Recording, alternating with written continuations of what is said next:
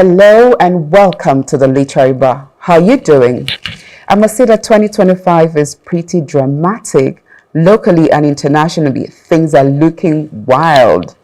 Personally, I was in the wild fishing. I'll tell you if I caught something later. Anyways, I want you to focus on thriving in 2025. My guest today is a powerhouse, a laudable leader, savvy and successful, charismatic and kind. Over the years, he has acquired the habits that has made him highly effective in business and his personal life. I'm thrilled to have him here. Grab your drink and let's get enriched.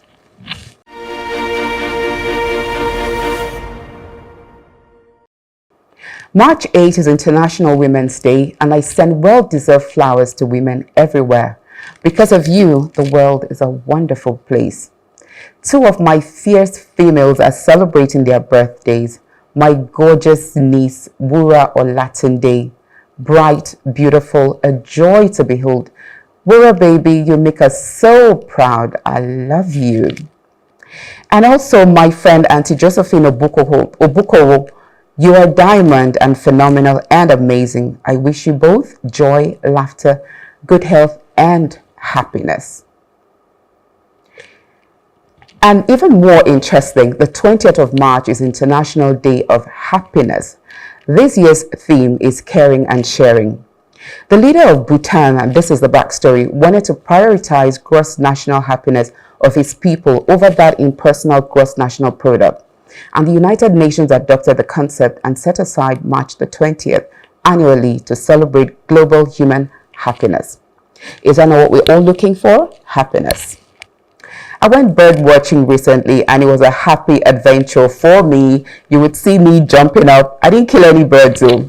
My guest loves parrots, so I'm sure he'd be offended if I killed a parrot. So in honor of the day, do something nice for you and for others.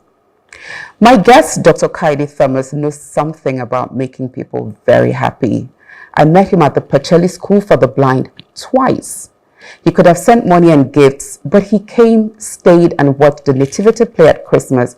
And this year, he also attended and participated in the inter-house sports.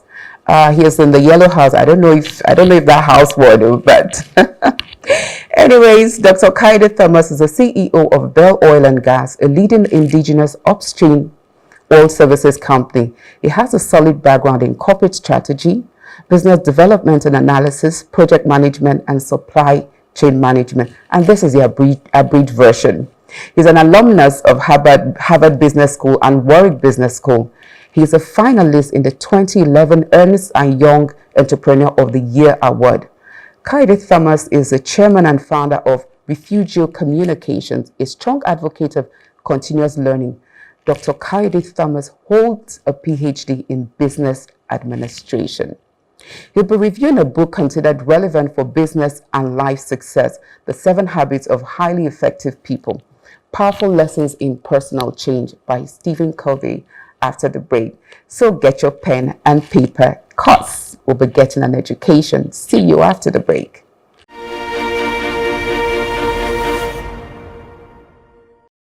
Hello and welcome back. Before the break, I was talking about my very kind and charismatic guest, Dr. Kayode Thomas. Welcome, Kayode. How are you? Well, I should say doctor. That PhD is not a joke. That PhD is not a joke, So, welcome to the Literary Bar. Thank you for inviting me. Yes. So, as I said in the intro, I met you at the Pacheli School for the Blind. And for me, that was, I don't even know the words to put it, but I was so enamored of your presence.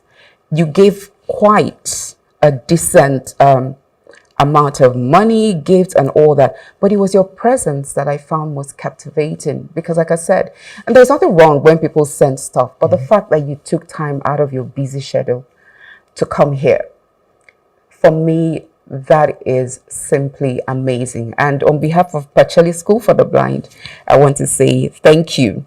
Oh, you're welcome. They're doing a wonderful job.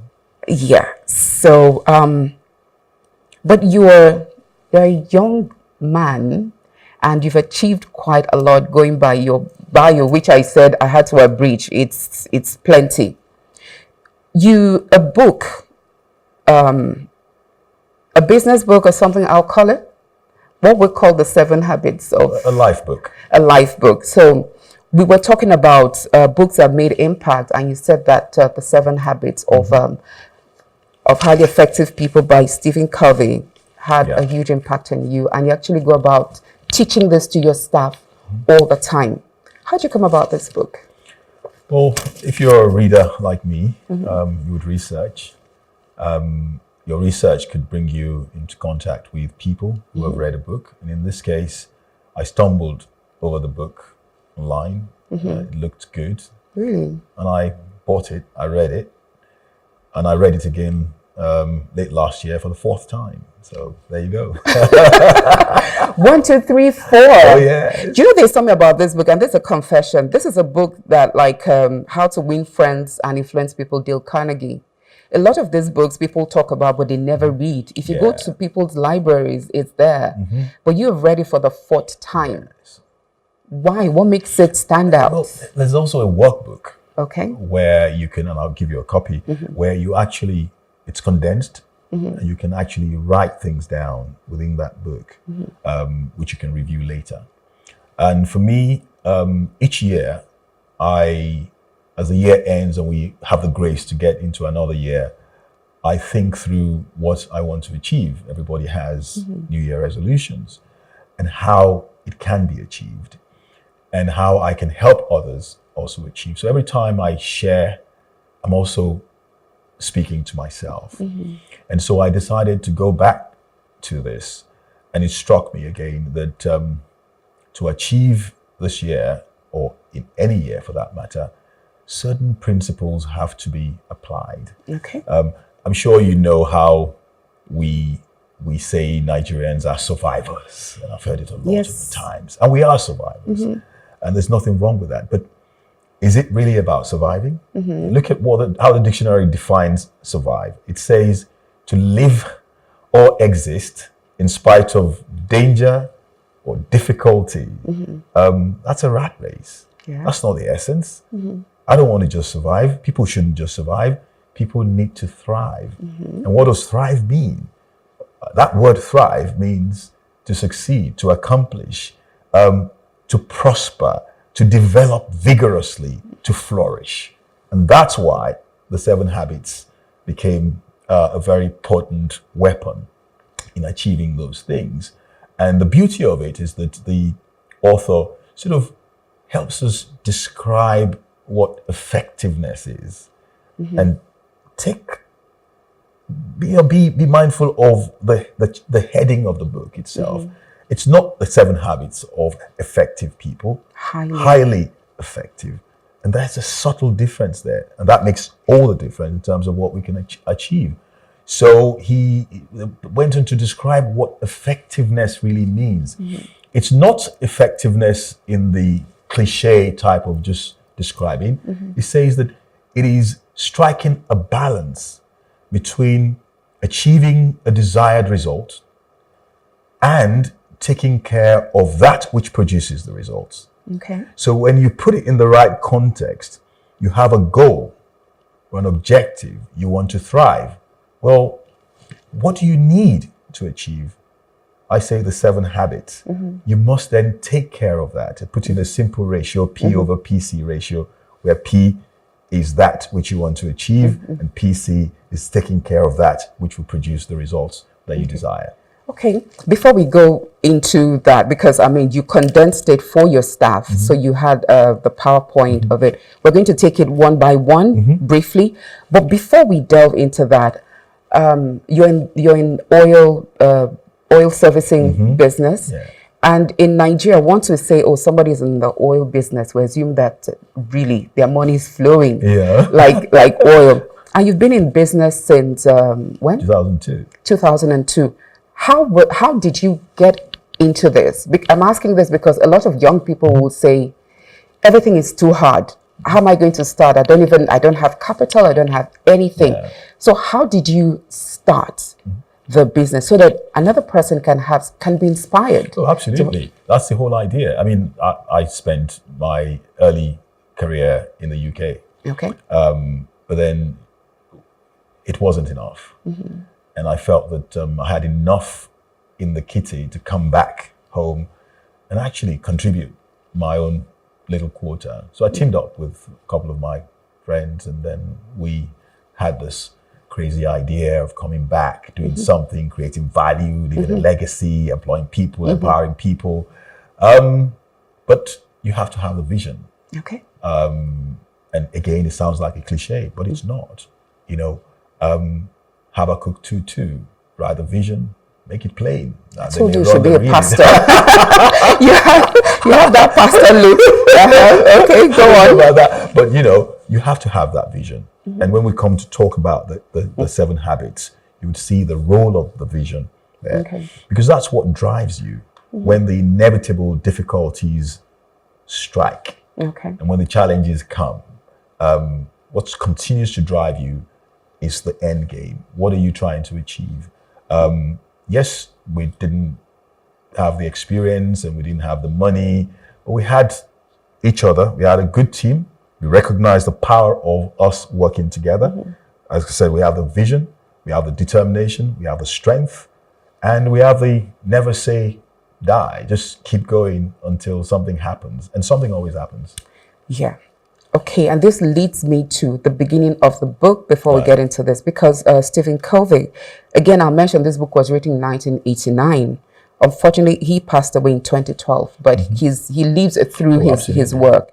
So he talked about the difference between the character ethic and the personality ethic. A lot of us here are after the personality, the packaging, as we call it now. Nobody cares. You want to hammer, you want to blow, you want to have the effigy of a successful person without having the content of the character to carry that through. But in my conversations with you and seeing you, of course, at Pacheli again, I can see the character that has led to the success, and of course, recognizing that success is a work in progress. Yeah. So how do we tackle that? Because a lot of the things is all about packaging. The personality, I want to look like $1 million, but my character, no one can even take it to the bank to get 1 naira. So can you talk us through that before we now delve into the 7 habits? It's intricately linked to the 7 habits. And it's something that maybe some would argue that some people were born with. I would argue that it can be learned. If you're purposeful and deliberate about it, you can learn how to see the wood for the trees and how not to be shallow, and how to look for substance in everything that you do, how to reach out, how to help people, how to contribute, how to add value, how to grow, how to develop, how to evolve. That can be learned. And the character is the most important thing. But you get to a point where your character becomes part of your personality. Yeah. And once you achieve that, when people describe your person, the character shines more, the substance shines more than the facade that we tend to see most people, particularly online these days, follow this, so want to be like somebody. Do you really want to be like them? You don't know them. What you're seeing is just a surface. And I think as we explore the habits, more of these will come out. Yeah. For sure. Okay, so the characters that a person has will determine the quality or character integrity. All of these things come together in one box. Yes. How would you infuse a bad character into a personality that glitters, right? I mean, you see, okay, let's say for lack of a better, Yahoo boys. They look nice, they dazzle everything, but you can't do business with them because there's no integrity.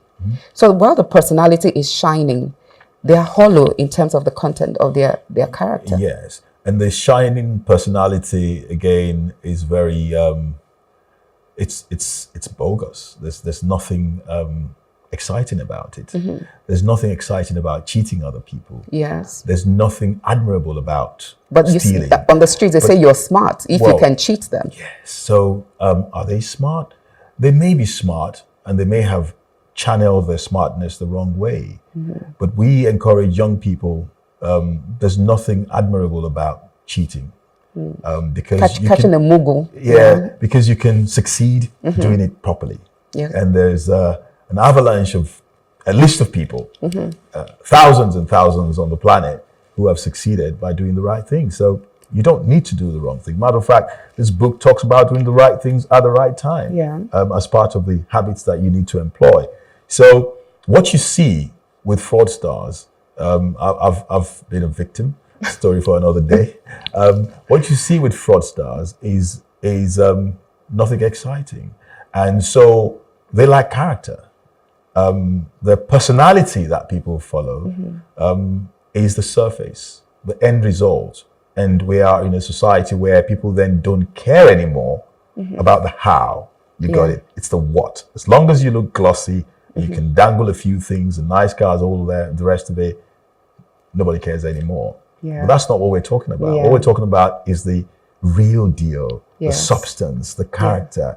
And when you have it, even your level of satisfaction about yourself, most of the fraudsters also don't have peace of mind because they can get busted anytime. There's something about a peace that accompanies you doing things the proper way. When you accomplish, it's more rewarding, I feel, than doing things in a very dodgy manner. It certainly is. So now we're going to get into the nitty-gritty. So character is very important. And for those who have the good character wrapped around a good personality, this is where the 7 habits of highly effective people will come. Absolutely. And so now we're going into class with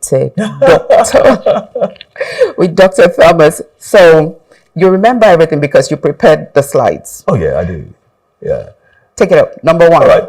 So let's start with the first habit. Be proactive. Be proactive. What does that really mean? Taking control of your own destiny. Recognizing that you are in charge of your decisions, your choices, and the consequences thereof. Proactive people don't sit around. They get up and go. They have a can and will do attitude. You've heard of the saying, you never stumble over anything by sitting still. Yeah. You have to move. I read somewhere there are 3 kinds of people. Those who make things happen, those who watch things happen, and those who ask, what happened? A lot of us ask what happened. Right. Now, proactive people are never in the last two categories. Proactive people never watch things happen. Proactive people never say what happened. That means they're not even aware. No. Every single discovery, development, breakthrough on the planet has been produced by either a proactive individual or a group of proactive people. And that's what defines it. Getting up and recognizing that you have to make things happen. It's very, very important when you're building that habit that leads to success.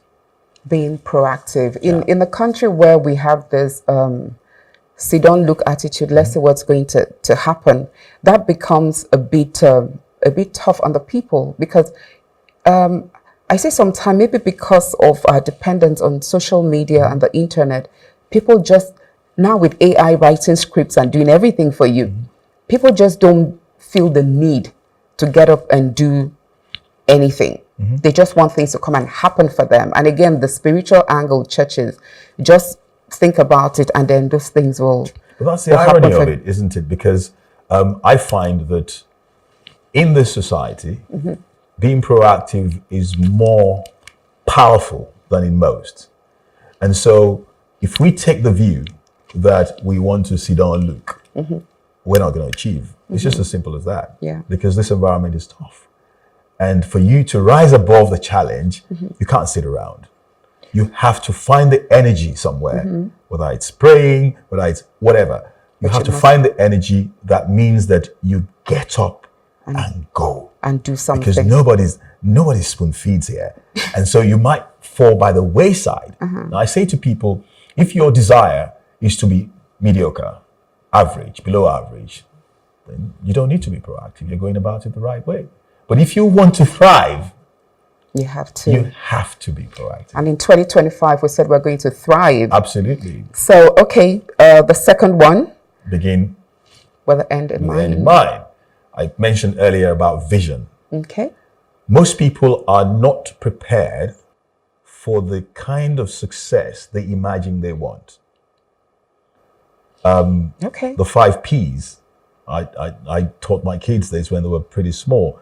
If you don't learn anything, learn the 5 Ps. Proper preparation prevents poor performance. Oh, wow. And I learned a long time ago that it's not about intellect. I don't care how brilliant you are. If I out-prepare you, I will outperform you 100% every day of the year. That's smart. Therefore, beginning with the end in mind says, do you have a plan? The plan of the diligent leads to abundance. Proverbs 21:5. Pastor. I put it in a simple equation. P plus D equals A, where P is the plan, D is diligence, and A is the abundance. So if you do not have a plan, I meet many people, I want to go into this business, I want to do this. And I said, can you share your plan? Well, I haven't written it. Well, why do you think people pay thousands of dollars going to business schools? In fact, it's even easier these days. Your business plan or your plan for your life doesn't have to be complex. It can be a sheet. Yeah. There are templates all over the place. But you must have a plan. You must conceptualize the end. What is my desired end? I joke many times that if Jesus came to some people today and they know it's Jesus and he says, what do you want? Some don't even know. And he's just going to walk away. Therefore, when they say begin with the end in mind, it's saying plan. It's saying prepare. It's saying envision that which you want. There's something powerful about having that vision because it propels you. Every time things don't go well and you want to give up, you think about that vision and it propels you. So that's what it means by beginning with the end in mind, having that plan, having that vision. Okay, let's move to the third one. Put first things first. Should this not have been the first one? Well, put first things first. If I wrote the book, maybe I didn't. But again, I think the author was right in putting proactivity as number one, because if you are not a proactive person, you might not even be able to put first things first anyway. Okay. Therefore, putting first things first is about prioritizing. Do you do the things that you need to do and that you have to do before the things you want to do? Yeah. Two different things. Yeah. There's a quadrant. Yeah. So putting first things first says, let's not play before we work. Somebody told me many years ago that only in the dictionary do you find the letter W, which stands for work, after the letter P, which stands for play.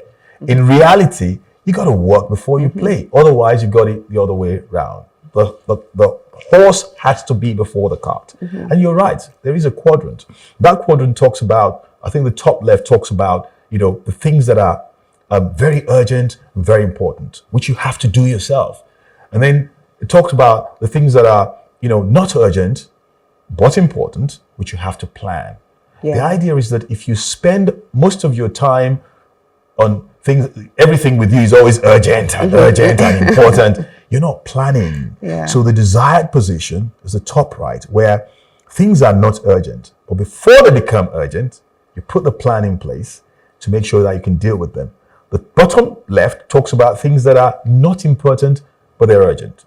He says to delegate them. Let other people go and deal with it. And then the bottom right, things that are not important, not urgent, he says to eliminate them. Not even come back to it later. Just like, the sad part of this is that you find most people in the bottom two, they're either running around dealing with things that are urgent, they're not even important. You don't know why they're urgent. Or they're neither urgent nor important. Yeah. And they spend a lot of their time on those things, discussing things that don't have material difference on their lives. And then they spend a lot of time and wonder why some people are more accomplished than them. It's not because they go to church more. It's not because they believe in God more, even though that's good. It's not because of anything. It's because of the habits they had cultivated over the years. And so that's what it's talking about in terms of putting first things first. Make sure that you prioritize and you do the things that you absolutely need to do before the things that you want to do. Like all the social media things, you know, people are there pulling out their hair over events happening somewhere that has no bearing on their lives. Okay. Number four. Number 4, think win-win. It's just, you know. Think win-win. This is now the selfless part. You know, I was saying earlier on that the character building part of this is also embedded in the book, where you don't always just think about yourself. You get to a situation, and don't forget, this is not a book for business people only. It's for life. It didn't say highly effective business people. It said highly effective people. So it could and should be applied to our personal lives, our families, our relationships, our friendships. And that's what this is talking about, that in the situations that we find ourselves, is it me? Do you think of other people? Do you walk away from situations that don't benefit other people? Do you recognize the power of being together and doing things together? Think win-win. Don't just be about yourself. Think about other people. Winner takes all. Yeah. You know, and when you have this mentality, what happens is that, you know, we're all learning, we're all growing. I said earlier on that I speak to myself and I decide to read it. And I ask myself, am I doing enough of win-win? If I'm in a situation, how much of it is about me? How much of it is about other people? We've got to strike a balance, hence win-win. Wow. Are you sure they're going to open a school? Okay, seek to understand, then be understood. Yeah, this is about listening. Number 5. Yes, number 5. It's about listening. He's saying, look, do you speak before you listen? And we've all been guilty of this sometimes. But the consciousness comes in when you say, look, I need to first listen so that I understand before I make myself understood. And if everybody practices that, it gets better. It doesn't matter if the next person doesn't. If you practice it, your communication skills will improve. And, you know, is it that you are the type that interrupts people all the time as they're speaking? You're not even listening. You're already want to composing your response. A lot of people fall into that trap. What Kayode is saying is that, look, in communicating, listening is very important. Make sure that you first take it in before you seek to be taken in. Yeah. Well, we're going to take a short break now. I hope you have made your notes. So we have 2 more, what's it called? Habits. We have 2 more habits to go before we come back and round up. So go get a drink and bring another sheet of paper. Dr. Kayode Thomas is in the house. See you shortly.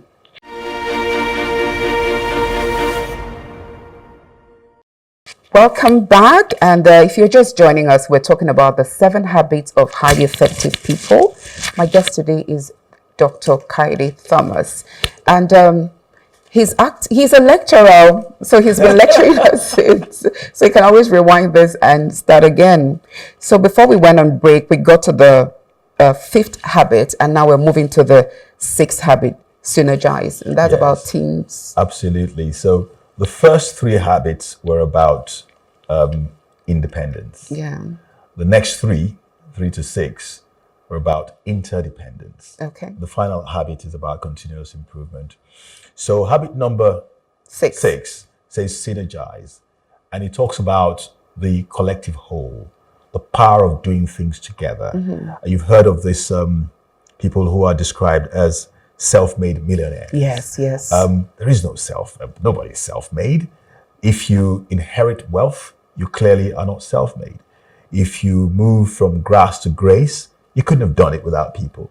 So the recognition of the power of the team, the power of doing things together, sharing, and the collective strength, and the joy and the reward in accomplishing together rather than as an individual is very powerful.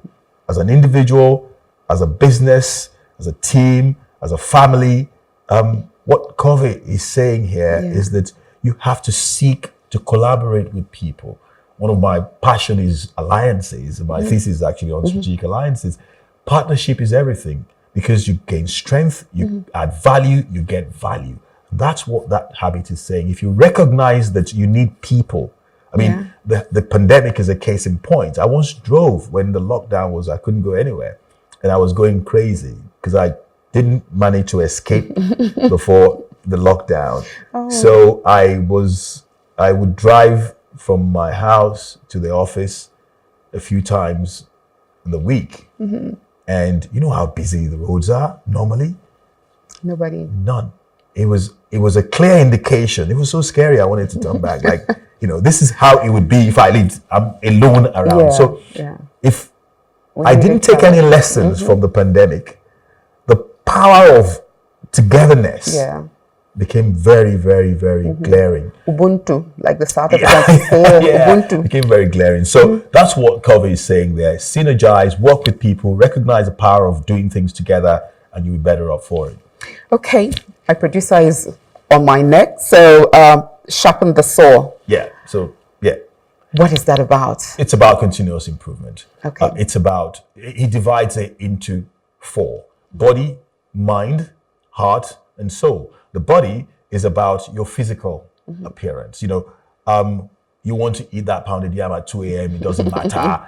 Well, it's going to pile up. So, what do you eat? How do you eat? Do you exercise? Do you relax? Do you go to the spa? Do you sleep well? Do you look after yourself? I'm not talking about being self-absorbed. I'm saying, does it matter to you what you look like? Do you groom yourself? Do you, cut your nails and things like that? That's the physical part. Then he talks about looking as nice as you do all the time. Then he talks about, the mind, the mental part of it. What do you read? What do you listen to? What do you write? What do you watch? Who do you surround yourself with? So that's the mind. Do you grow? Do you learn new skills? Do you aspire to learn new skills?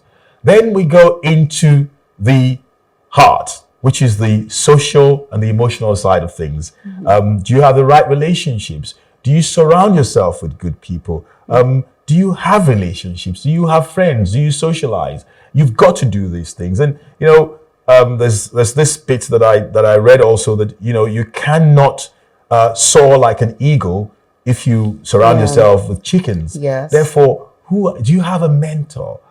These are some of the things that he talks about under the, the social, the emotional side of things, the heart, he says, and then the soul, the spirit. Do you believe in God? Do you believe in anything? Do you trust God? Do you meditate? Do you pray? And he's saying that when you combine all of these things, there is no way that the saw will not be sharpened. So these are tried and tested and proven methodologies that I have absolutely no doubt that if you learn them, if you imbibe them, and if you apply them, you will achieve, you will succeed, and you will thrive.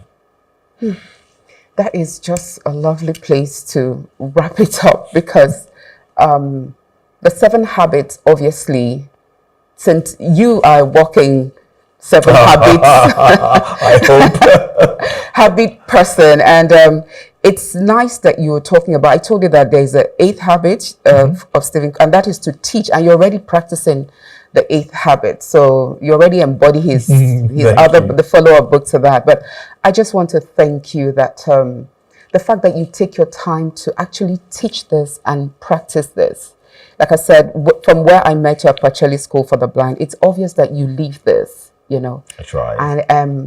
And well, we're witnesses. So as you're trying, we're seeing it. So I'm really, really happy that you make your time for these things. And that, I think that keys into the 7 habit as well of you sharpening the saw.